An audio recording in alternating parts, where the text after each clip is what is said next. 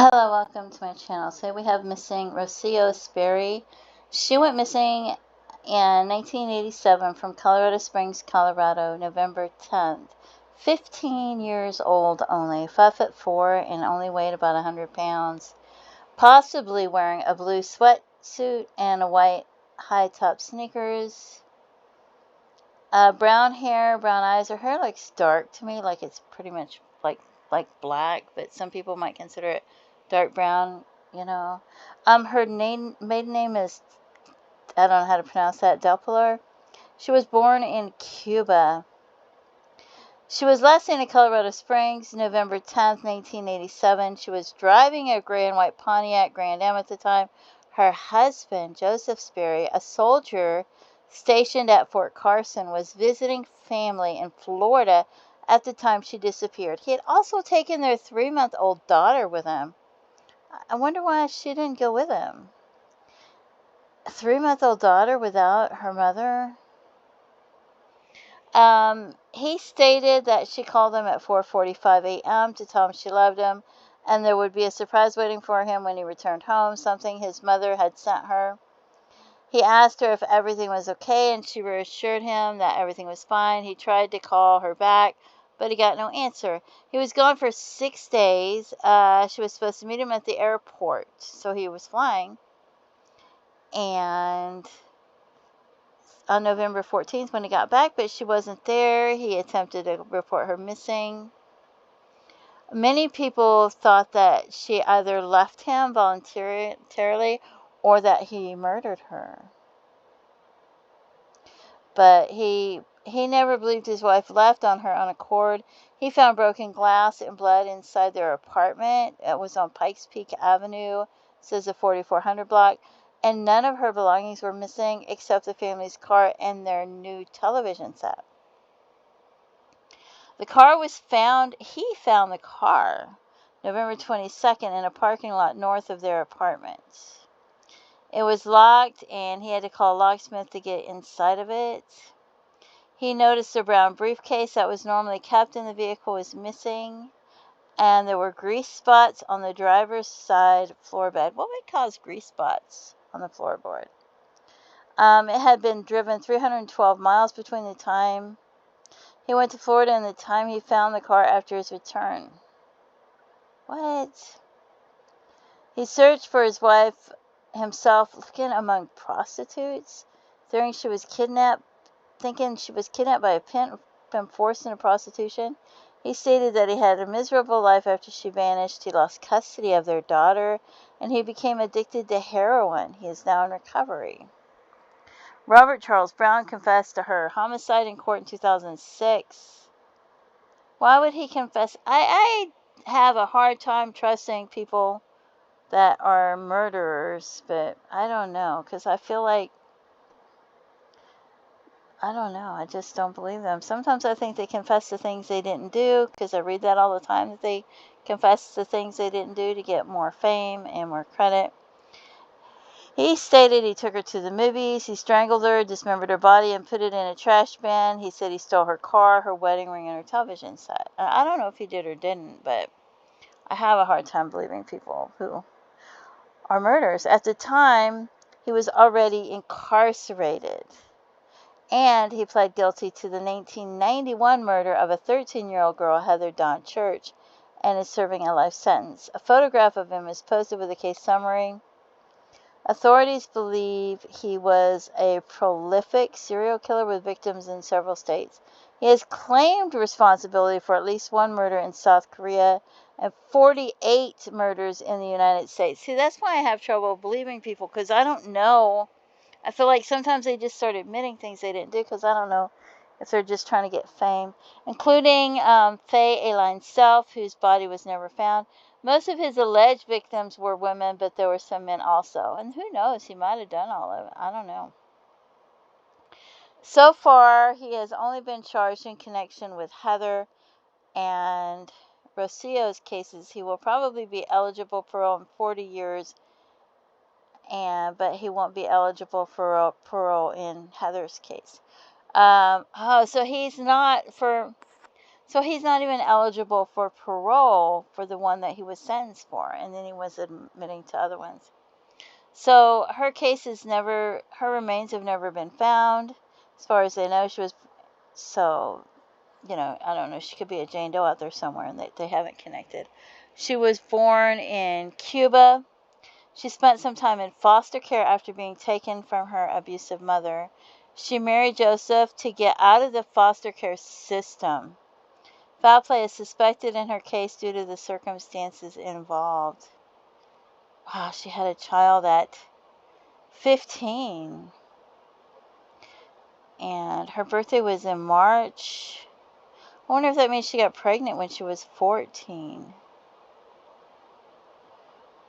3-month-old baby in November. So the baby's probably born in August. Oh yeah, she got pregnant when she was 14, right? Because you're pregnant really for 10 months. 40 weeks is about 10 months. Plus the 2 weeks from conception. Yeah.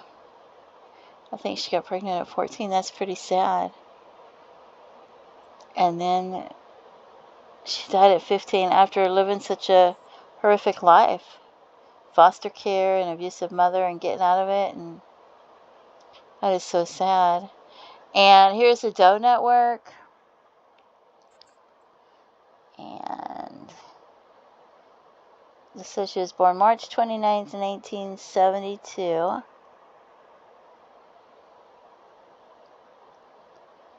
So, yeah. That's crazy.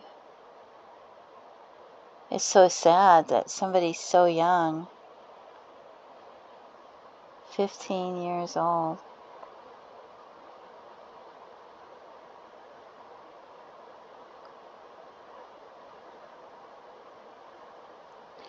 Blue sweatsuit, white high-top sneakers.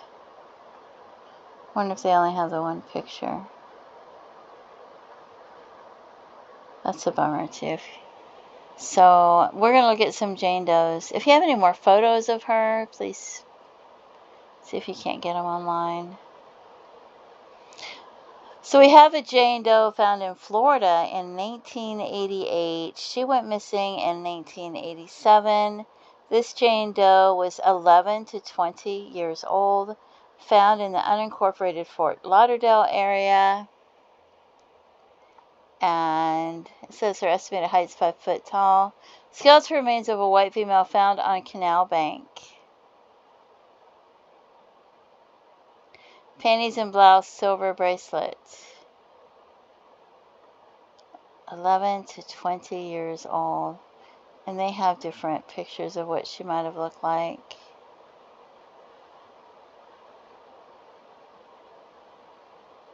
And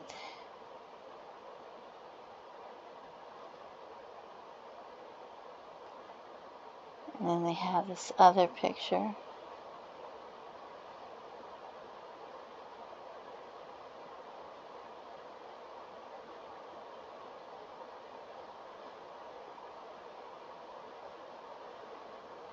Oh yeah, there's two photos. This one,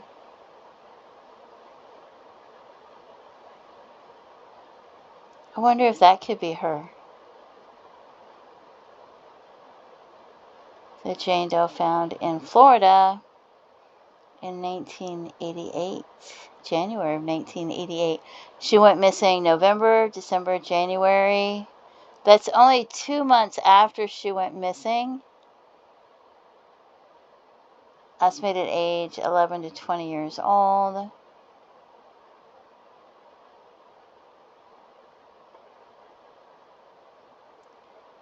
I wonder. And then we have a Jane Doe found in Santa Ana, California, March 31st, 1988. Estimated age is 22 to 28. Long black hair, 9 inches long. Decapitated body was discovered at 4 p.m. in the bushes near the entrance of Santiago Park. Her head was found 4 days later on the north side of the park in Dry Creek bed. It is believed that the killer had placed the head At the scene after discovery of the body, as searches forward upon the discovery were extensive. She had been stabbed 9 times in the face and once in the neck.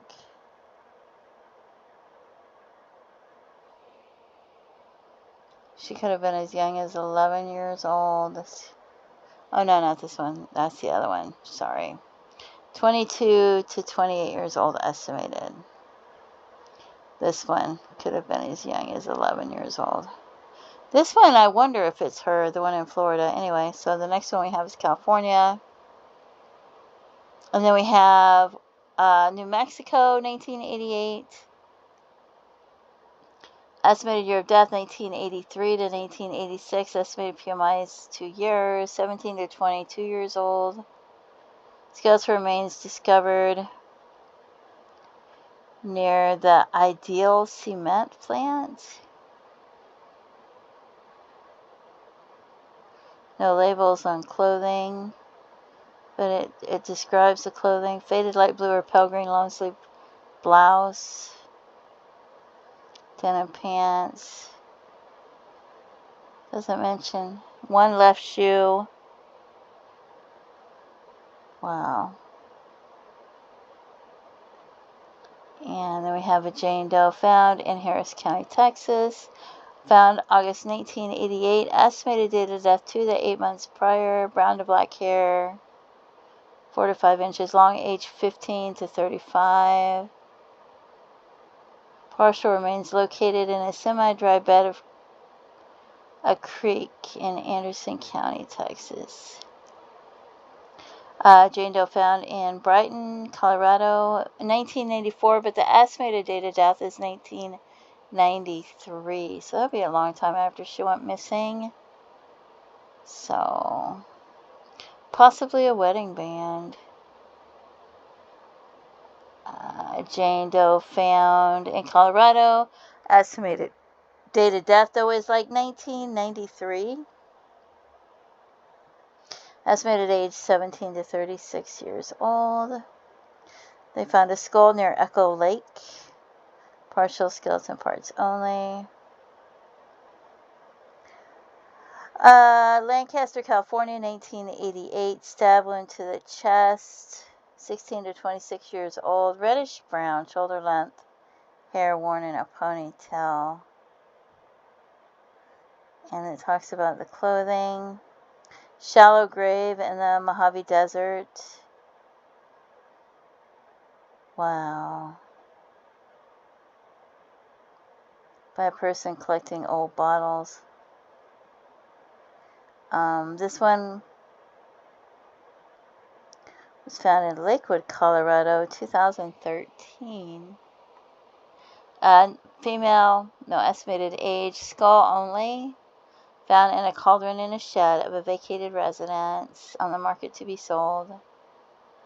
And the sex of the person was initially unknown. And now it's female. Jane Doe found in Brooklyn, New York in 1993. Estimated to be 18 to 25 years old. That's pretty far away. Found on a hillside near Long Island Railroad. Dark long brown hair. Talks about the clothing. Size 4 Reebok brand high top sneakers. I wonder if that's... I can't remember the years of the Long Island serial killer. I wonder if that's one of them, though. This Jane Doe was found in New York in 1988. Estimated age 14 to 23 years old. Estimated PMI is 15 years. So that would be a long time before she was found. Remains discovered by a young boy who was digging at the rear of his property. 4 white buttons found during recovery of remains. Jane Doe found in Laughlin, Nevada in 1890. Estimated age 18 to 30. Cannot estimate height or weight. Hunter found skeletal remains in the desert area near SR 163 at mile marker number 4. Black hair. Brown and white checker blanket with fringed ends. Wow.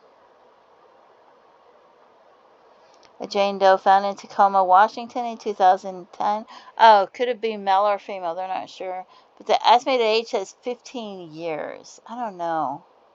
Usually they have between a certain age. I'm not sure if that was a typo or not. Skeletal remains of a foot were found in a shoe. The remains were found by employees during a security check. Brown sock, white sock with gray toes, and heels with the word Hanes on the sole in an apparent pink color. Size 6 hiking boot shoe with a tag labeled Ozark Trail. Shoe was brown in color with black trim. Wow. And the last one I have, she was found in Palmdale, California in 1990, and the estimated PMI is just 3 days. Estimated age 14 to 24 years old. She was found under an olive tree over the embankment in the Angeles National Forest. She was found February 20th at 1200 hours, so noon. So not recognizable. Black hair. Short sleeve beige and pastel sweater with horizontal stripes and white pants on the body. So that's so sad about this young girl. 15 years old.